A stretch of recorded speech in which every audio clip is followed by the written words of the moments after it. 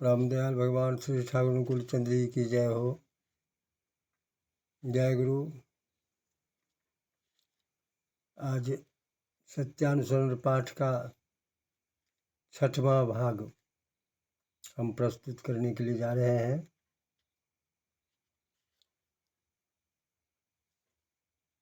ठाकुर जी कहते हैं, अपना दोष जानकर भी यदि तुम उसे त्याग नहीं सकते तो किसी भी तरह उसका समर्थन कर दूसरे का सर्वनाश न करो। तुम यदि सत बनते हो, तुम्हें देखकर हजार हजार लोग सत हो जाएंगे, और यदि असत बनते हो, तुम्हारी दुर्दशा में संवेदना प्रकाश करने वाला कोई भी नहीं रहेगा। कारण असत होकर तुमने अपने चतुर्दिक को असत बना डाला है। तुम ठीक ठीक समझ लो कि तुम अपने अपने परिवार के 10 एवं देश के वर्तमान और भविष्य के लिए उत्तरदायी हो। नाम यश की आशा में कोई काम करने जाना ठीक नहीं, किंतु कोई भी काम निस्वार्थ भाव से करने पर ही कार्य के अनुरूप नाम यश तुम्हारी सेवा करेंगे ही। आगे ठाकुर जी कहते हैं, अपने लिए जो भी किया जाए वही है सकाम, और दूसरे के लिए जो भी किया जाए वही है निष्काम। किसी के लिए कुछ नहीं चाहने को ही निष्काम कहते हैं। केवल ऐसी बात नहीं है, दे दो, अपने लिए कुछ मत चाहो।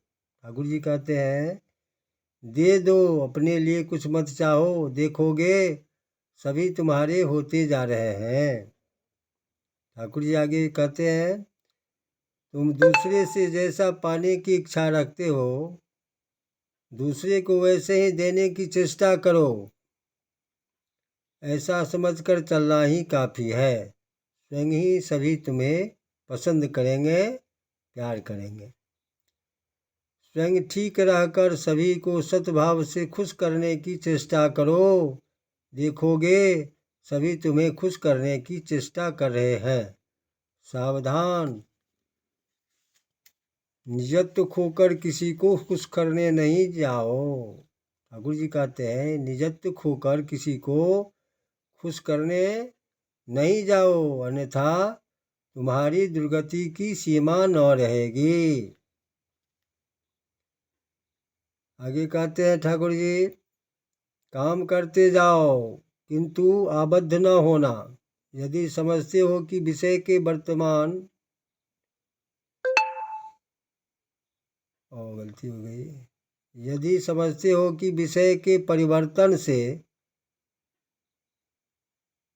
तुम्हारे हृदय में परिवर्तन आ रहा है और वह परिवर्तन तुम्हारे लिए वांछनीय नहीं है, तो ठीक जानो तुम आबद्ध हुए हो। इसे फिर से सुन लीजिए। ठाकुर जी कहते हैं, काम करते जाओ किंतु आबद्ध न होना। यदि समझते हो कि विषय के परिवर्तन से तुम्हारे हृदय में परिवर्तन आ रहा है और वह परिवर्तन तुम्हारे लिए वांछनीय नहीं है, तो ठीक जानो तुम आबद्ध हुए हो। किसी प्रकार के संस्कार में ही आबद्ध मत रहो। एकमात्र परम पुरुष के संस्कार के सिवा जो कुछ भी है सभी बंधन है। तुम्हारे दर्शन की ज्ञान की सीमा जितनी है, अधिष्ट, जिसको हम लोग भाग कहते हैं, अधिष्ट भाग्य ठीक उसके ही आगे है। देख नहीं पाते हो, जान नहीं पाते हो, इसीलिए अधिष्ट है। अपने शैतान अहंकारी अहमक मैं को निकाल बाहर करो। परमपिता की इच्छा